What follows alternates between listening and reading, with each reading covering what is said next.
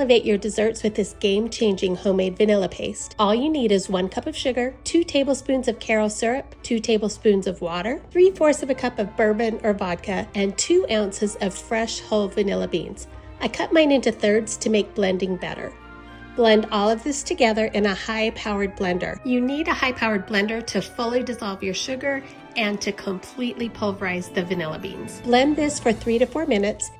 Then add 1/4 teaspoon xanthan gum to thicken your mixture up. Pour this into an airtight container, but let it fully cool before you put the lid on tight. This will thicken as it cools. Store in your cupboard, never in the fridge. And unlike homemade vanilla that needs to sit 6 months to a year, this is ready to use right now. You will love this in your frostings, ice creams, and candy. Use in your recipes at the same ratio you would use vanilla. I'm also going to be packaging up my homemade vanilla that I plan on gifting to friends this holiday season. I purchased these airtight containers and labels on Amazon. I will also link those below.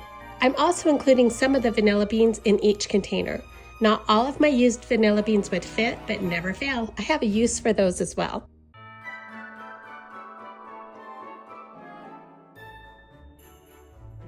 You want to dry out the vanilla beans that have been soaking. There are a couple of ways to do this. You can air dry them on a paper towel for a few weeks just on your countertop, or you could put them in a food dehydrator, or my favorite, put them in a 175-degree oven for a couple of hours and let them slowly dry. This will make your house smell amazing. Once these are dry, put them in your blender and pulverize them.